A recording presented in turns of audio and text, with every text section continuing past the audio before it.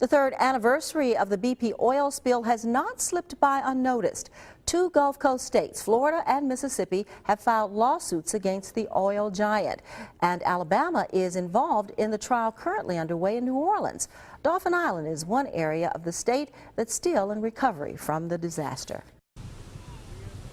Dauphin Island beaches are open for business and hoping to draw crowds of tourists and locals during the upcoming summer season.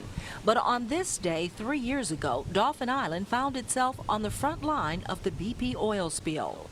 We got, covered in oil on the beaches. Spill, it was devastating. I mean, we were just totally out of business because everything that Dauphin Island has to offer was directly impacted and essentially shut down by the oil spill. The beaching, the boating, the swimming, the fishing, all of those things.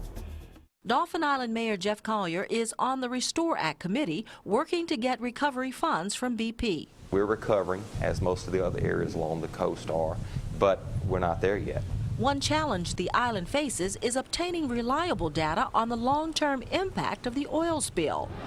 The issue that's out there right now is we have a pretty good idea of what the immediate effects of the oil spill and the dispersants were.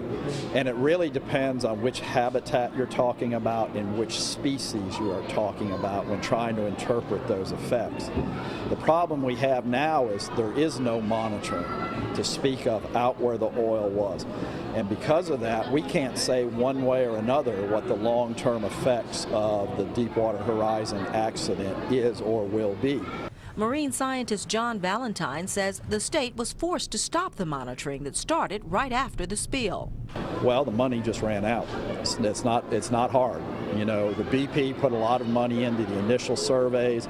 We did everything we could with that. In fact, we went from no program at all to a fully funded program with 110 scientists at 11 colleges in 4 months. And that data has run out. I mean, that money has run out, so there's no more funding to pay for vessels to go out, the fuel, labor charges, the people to process the samples in the lab. That stuff all ended when BP quit paying that check.